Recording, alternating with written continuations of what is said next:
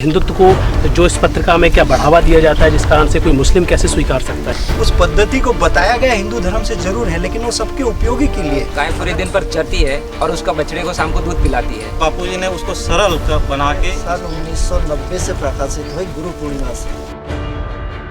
बापूजी स्वयं आज की डेट में भी इसकी वजह से हम आज भी आश्रम में टिके हुए। इतने सारे लोग खड़े हैं, इतना बड़ा मैनेजमेंट है, इतनी बड़ी ताकत है, तो फिर बापूजी आज जेल में क्यों?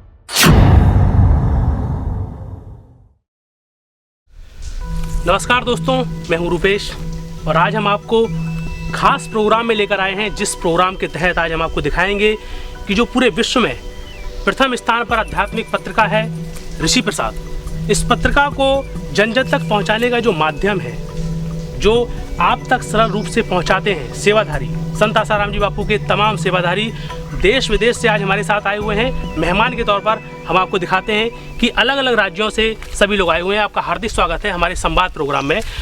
हम दर्शकों को दिखा दें कि जो अलग अलग राज्यों से आए हैं, गुजरात से श्री शिवाजी भाई आए हैं, आपका हार्दिक स्वागत है। यूपी से हरिंदर भाई, महाराष्ट्र से रामाशीष भाई, आपका हार्दिक स्वागत है। बेंगलोर से श्री रवीश भाई, दिल्ली से विशाल जी, पंजाब से योगेश भाई, राजस्थान से दीपक भाई, छत्तीसगढ़ से श्री प्रभाकर भाई जो पीले कपड़े में आपके सामने, मध्य प्रदेश से राम सेवक भाई, हार्दिक स्वागत है। बिहार से संदीप भाई और मुंबई से श्री विजय भाई। इन तमाम बातों में आज हम आपको सामने ये सब्जेक्ट रखना चाहते हैं कि आखिर ये महान पत्रिका जो आज जन जन तक पहुंच रही है, आज भी लाखों की तादाद में पूरे देश में एक विचार का माध्यम बनी हुई है ऋषि प्रसाद पत्रिका।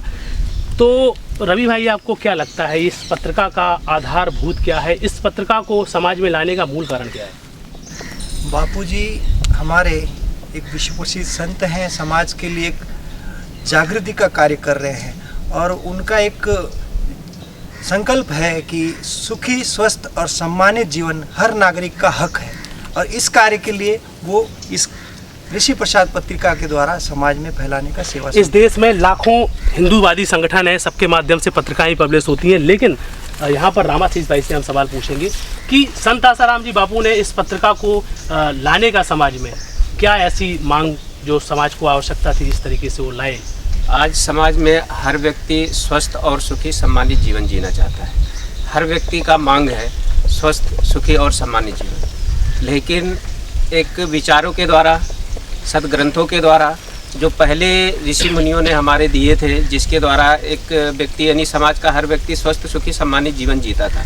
लेकिन पाश्चात्य कल्चर आने के बाद में जैसे जैसे वो अपनी संस्कृति को दूर होते गए, वैसे वैसे वो परेशान, चिंतित, दुखी और भयभीत होने लगे। तो बापूजी का एक सपना था कि एक सुदृढ़ और देशभक्त समाज का गठन चाहिए। यहाँ पर हमारे सामने हरिंदर भाई हैं। हरिंदर भाई, मैं आपसे एक सवाल पूछना चाहता हूँ। यहाँ बोला जाता है कि आप बोलते हैं कि ये पत्रिका समाज का कल्याण कर सकती है, ऐसा क्या है इस बेस में जिससे आप बुलंद आवाज़ में बोलते हैं कि कल्याण करेगी ये पत्रिका? पहली बात तो ये है कि जिस योग को भारतवासी भूल चुके थे, उस योग को बापूजी ने इतने सरल ढंग से समाज के सामने रखा है कि अनपढ़ से लेकर के पढ़े से पढ़ा लिखा व्यक्ति एक साथ बैठकर बापूजी के सत्संग के माध्यम से अथवा पत्रिका के माध्यम से उस योग को, उस ज्ञान को सरलता से ग्रहण कर सकता है। ये विशेष खासियत है इस पत्रिका की। कठिन से कठिन जो चीज़ें लोगों को लगती थी, वेद शास्त्रों का, उपनिषदों का ज्ञान, बापूजी ने सरल से सरल भाषा में लोगों तक पहुंचाने का कार्य किया। इसलिए मैं मानता हूं इस पत्रिका का प्रचार होना चाहिए। यहाँ पर हमारे सामने दिल्ली से विशाल भाई हैं।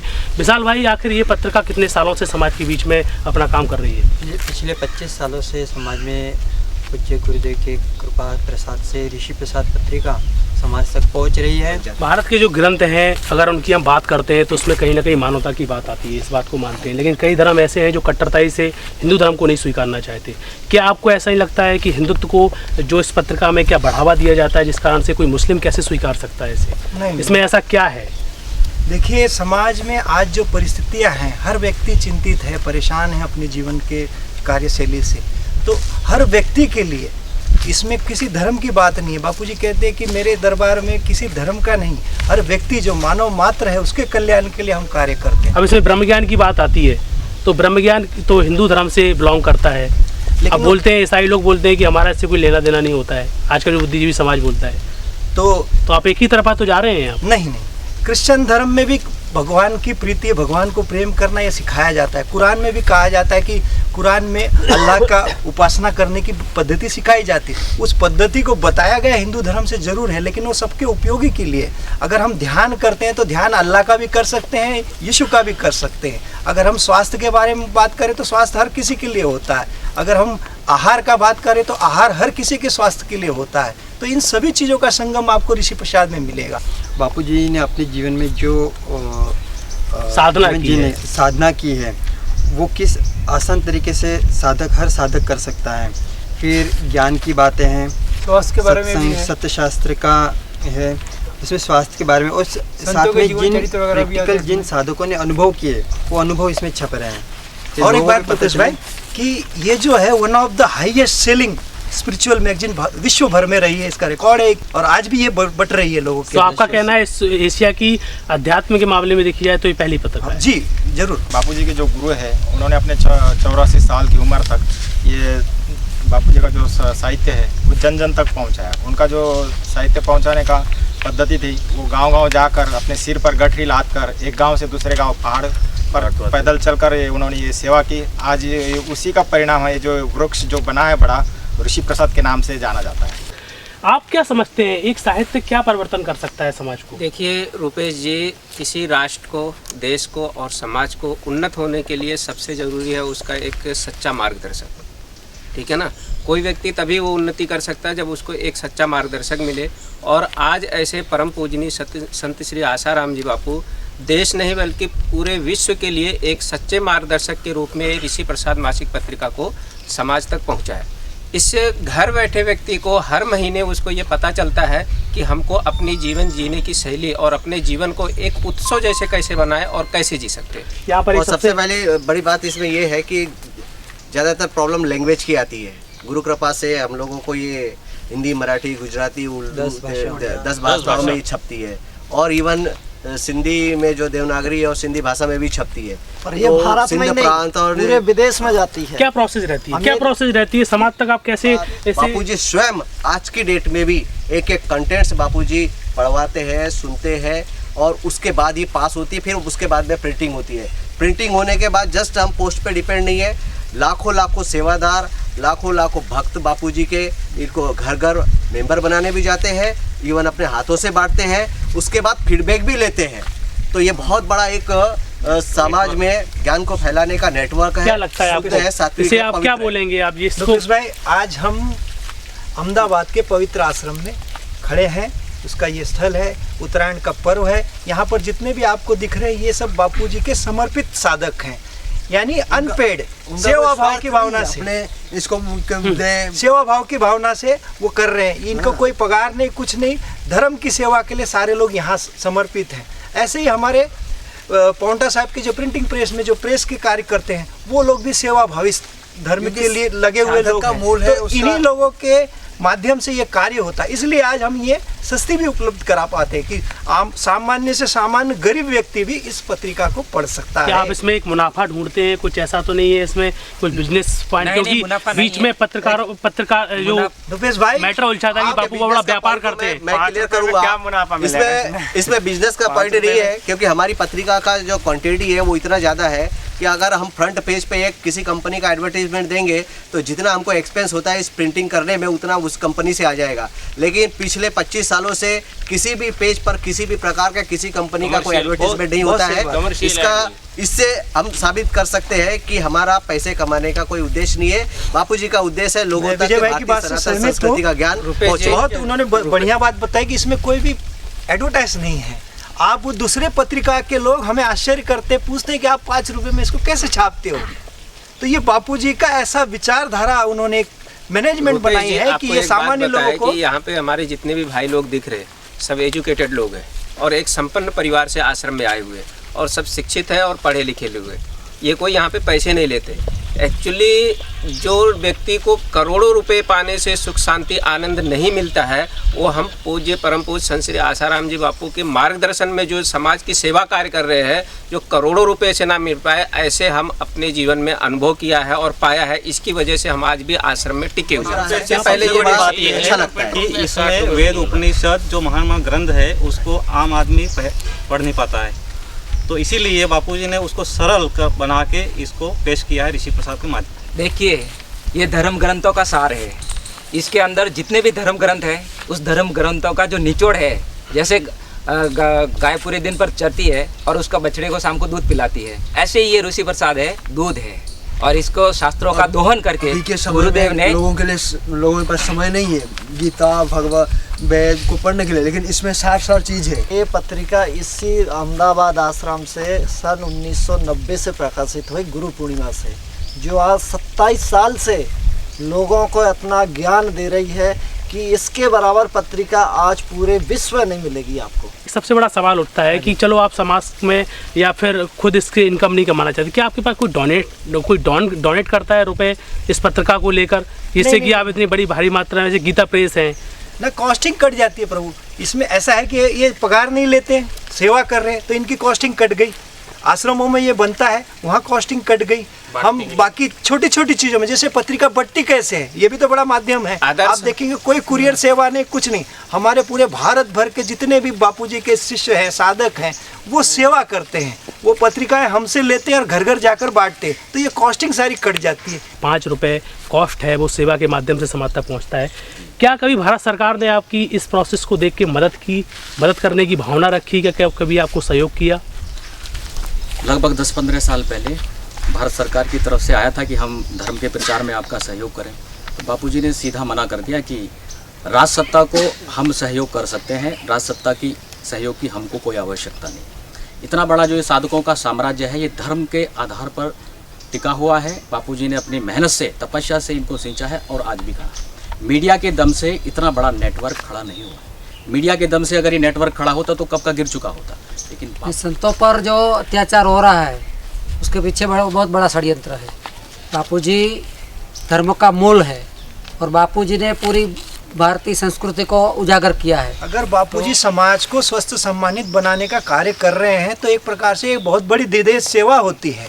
लोगों को शराब और व्यसनों सिगरेट से मुक्त रखते हैं, तो देश की बहुत बड़ी सेवा होती है। ऐसे संत का सरकार ने भी ख्याल रखना चाहिए। उनका कर्तव्य बनता है कि समाज में संतों का जो कार्य है उसको बढ़ावा देना, ना कि इस तरह षड्यंत्र कर संतों को जेल के अंदर डालना। अभी कुछ समय पहले अरुण पुरी जी ने आरोप उठाया था कि भाई इस पत्रिका को बापूजी बिजनेस के तौर पर इस्तेमाल करते हैं, उनके इस पत्रिका से बहुत करोड़ों रुपए का मुनाफा होता है, लेकिन इसमें सरकार को भी तो देखना चाहिए। आखिर मैं चैलेंज करता हूँ अरुण पुरी जी को, आए हमारे आश्रम में, इस व्यवस्था को पूरी देखे और वो बता दे कि इसमें प्रॉफिट कहाँ है। अगर वो प्रॉफिट हमको बताते तो हम सारा प्रॉफिट उनको दे देते, उनकी संस्था को दे देते। अगर हम षड्यंत्र के विषय को हम लेके आते हैं, इस पत्रिका में षड्यंत्र का बहुत बड़ा मैटर रहता है। षड्यंत्र शब्द बहुत बार आते हैं, तो आप ये बताइए, संत आसाराम जी बापू का इतने सारे लोग खड़े हैं, इतना बड़ा मैनेजमेंट है, इतनी बड़ी ताकत है, तो फिर बापूजी आज जेल में क्यों? सुकरात को जहर दे दिया गया, उनकी कोई गलती नहीं थी, उनका कोई दोष नहीं था। उसके बावजूद भी जब डिक्लेयर हो गया कि कल सुबह इनको जहर दिया जाएगा, तो उनके साधक भक्त भी जेल के अंदर थे और उन्होंने कहा कि भाई हमने पूरा अरेंजमेंट कर लिया है और ये षड्यंत्र है, हम कल आपको यहाँ से लेकर जाएंगे, जहर पीने का कोई मतलब नहीं बनता, ये आपके प्रति षड्यंत्र है। लेकिन उन्होंने कहा कि भाई मैं संत हूँ और मैं ही संविधान का और कानून का अगर से उल्लंघन करूंगा तो बाकी लोगों को मैं कानून क्या सिखा पाऊंगा और देश के प्रति प्रेम क्या कर पाऊंगा। लेकिन यहाँ पर तो पॉलिसी ये, आप एक तरफ बोलते हो कि षड्यंत्र है, फिर दूसरी तरफ बोलते हो कि कानून भी नहीं लग पाता है उस क्षेत्र में। षड्यंत्र तो षड्यंत्रकारी करते हैं, लेकिन कानून की मर्यादा का पालन तो हर देशवासी को करना चाहिए। बापू नहीं चाहते कि बापू ने जो शांति का संदेश देके लोगों के अंदर आध्यात्म विकसित किया है, वो अराजकता का संदेश फैलाकर आतंकवादियों के जैसे वो देश में अराजकता फैला दे, क्योंकि नुकसान देश का ही होने वाला है। यही सवाल के मैं 2 उत्तर देना चाहूँगा। पहला तो ये कि इसमें मैनेजमेंट का कोई दोष नहीं है। जब षड्यंत्र काम करता है उस वक्त मैनेजमेंट बिल्कुल विफल हो जाता है। आपको पता होना चाहिए कि एक बार इंदिरा गांधी ने रेड अलर्ट जाहिर कर दिया था, इमरजेंसी। उस वक्त बड़े से बड़े कहलाने वाले नेता और बड़े बड़े मैनेजमेंट वाले भी फेल हो गए थे। ठीक आज वही हो रहा है। आश्रम के मैनेजमेंट की इसमें कोई गलती नहीं। दूसरा, इसका मैं आपको बताऊं, करोड़ों साधक है, वो चाहें तो 1 सेकंड में बापूजी को छुड़ा सकते हैं, लेकिन बापूजी ने करोड़ों साधकों को आज तक यही संस्कार दिए हैं कि जिस राष्ट्र में हम रहते हैं, जिस राष्ट्र का हम खाते हैं, उस राष्ट्र के खिलाफ हम एक भी कदम नहीं उठाए। कानून का उल्लंघन हम किसी भी हालत में नहीं कर सकते।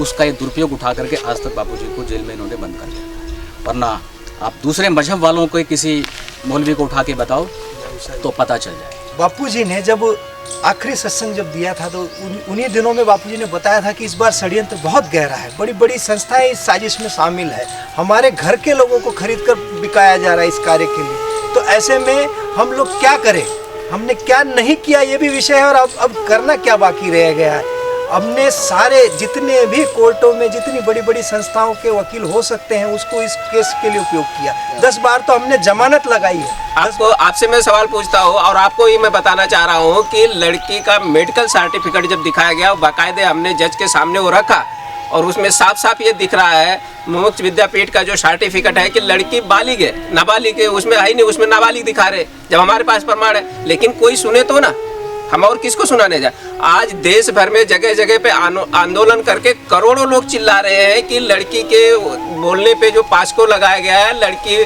नाबालिग नहीं बल्कि बालिग है, उसका हमारे पास प्रमाण है। दूसरा जो केस उनके ऊपर धाराओं के ऊपर धाराएं लगाई जाती जा रही है, तो धाराओं को हम प्रूव कर रहे हैं, मेडिकल रिपोर्ट सीधे सीधे नील दिखा रहा है। तो आखिर और किसको सुनाने जाए जब हम चीख चीख के सुना रहे हैं, लेकिन जब कोई सुन नहीं रहा है तो मैनेजमेंट करेगा क्या? इसके आधार पे हम बोल रहे हैं कि आम जनता को आप क्या बोलना चाहिए, क्या करना चाहिए? आम जनता को देखिए, मुझे आम जनता से को भी संदेश देना है और सरकार को भी संदेश देना है कि विश्व भर में 156 देश क्रिश्चियन कंट्री के हैं, 100 से ज़्यादा मुस्लिम कंट्रीज के देश हैं, और उन देशों में हमने कभी नहीं देखा कि उस धर्म के संतों को वहाँ पर उस देश के द्वारा सताया गया। ये भारत जैसे हम हिंदू राष्ट्र बोलते हैं, हिंदू लोगों की यहाँ आबादी है, और जब इस देश का जो बंटवारा हुआ था हिंदू और मुसलमान के आधार पर भी हुआ था, तो आज हिंदू संत को इस देश में कैसे सताया जा सकता है? और ऐसे झूठे आरोप लगाकर 3.5 साल से आपने झूठे सबूत लगाकर, झूठी धाराएं लगाकर इस जब जिस राष्ट्र में संतों को सताया गया है वो राष्ट्र नष्ट हो गया है, ज्ञान विहीन होकर। समय रहते अगर हम लोग नहीं चेते, एकजुट नहीं हुए, तो आज जैसे इस संस्था में आग लगी है, ये आग फैलते फैलते पूरे भारत में लग सकती है और पूरा भारत तबाह हो सकता है। इसके पहले कि ये मंजर आए, हम सभी को, मानवतावादी लोगों को, हिंदू संगठनों को एकजुट होकर के इस षड्यंत्र का मुकाबला करना चाहिए। एकजुट होना पड़ेगा। ये तमाम बातें जो सामने आ रही हैं, हमारे हाथ में जो पत्रिका है ऋषि प्रसाद, इस पत्रिका का जो नाम दिया गया है वो ऋषियों का प्रसाद है, ज्ञान से है। अंतिम चरण में आप इस पत्रिका के बारे में क्या समाज को संदेश देना चाहेंगे? भारत के समाज को आप क्या संदेश देना चाहेंगे, क्या करना चाहिए? इस पत्रिका के माध्यम से हम समाज को ये बताना चाहते हैं कि अगर आप समाज और राष्ट्र उन्नत चाहता है तो ऐसे संत ऋषि मुनियों का जो ज्ञान इसमें वेदों और शास्त्रों का पुराण है, हर घर में जाना चाहिए। अगर आप अपने बच्चों को, यानी इस देश में लोग अपने बच्चों को अच्छे संस्कार नहीं दे पाएंगे, इस ऋषि प्रसाद मासिक पत्रिका को नहीं घर में रखेंगे, तो उनके बच्चे अश्लील पुस्तकें ला करके पढ़ेंगे और कुसंस्कारी होंगे, और वही बच्चे माता पिता को उठा के अनाथालय में डालेंगे। और ये आज की बात नहीं है, स्वामी विवेकानंद जी ने भी कहा है कि जिसके घर में सत्ग्रंथ नहीं होता है उसका घर नहीं बल्कि शमशान होता है। तो ये महापुरुषों के वचन है, और शास्त्र एक ऐसा माध्यम होता है, ऐसा बेस होता है कि पूरे फैमिली स्ट्रक्चर को बनाए रखता है, और उनके घर में माता पिता बच्चे सभी के लिए इंसाफ होता है, एक फैमिली सुचारू रूप से रन होती है, और यही पूरे फैमिली का स्ट्रक्चर है। फिर यही स्वस्थ फैमिली पूरे समाज का स्ट्रक्चर बनती है, क्या फील करते हैं पूरा देश का स्ट्रक्चर। क्या फील करते हैं आप? साउथ से हैं रवि भाई, वहाँ पर आप प्रचार प्रसार करते हैं, इस मैगजीन को लोग किस आदर से देखते हैं? पहले तो उनको शंका होती कि बापूजी की पत्रिका है, इसके हम क्या, लेकिन जब वो 1 बार 2 बार 3 बार इसको पढ़ते हैं तो उनको पता चलता है कि वास्तव में ये हमारी बहुत ज़रूरतों को पूरा करता है।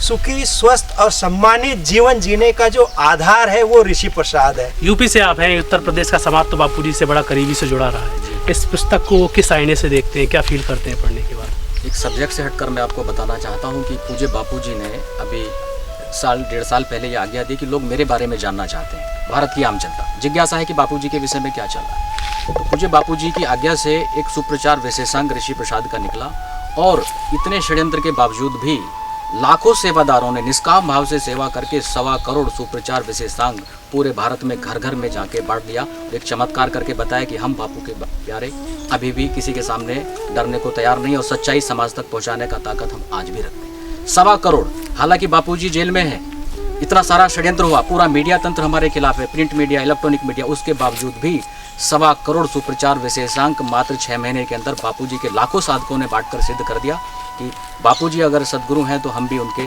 सत्शिष्य हैं। बहुत बड़े बड़े ऐसे स्टेटमेंट और बहुत सारी विचारधारा जो आज बह रही है, करोड़ों लोगों के माध्यम से आज जो बोला जा रहा है, संत आसाराम जी बापू निर्दोष है। कहीं ना कहीं ये वो सच है जिस सच को आज दबाने का बड़ा भारी प्रयास किया जा रहा है, लेकिन इन तमाम बातों को अच्छी तरीके से समझना होगा। ये वो ज़मीनी लेवल से जुड़ी हुई हकीकत है जो आप तक सीधे जा रही है, और आप ही इसका निर्णय लें कि आखिर क्या करना चाहिए। इन तमाम हालातों में एक संत के ऊपर अत्याचार आखिर कहाँ तक उचित है।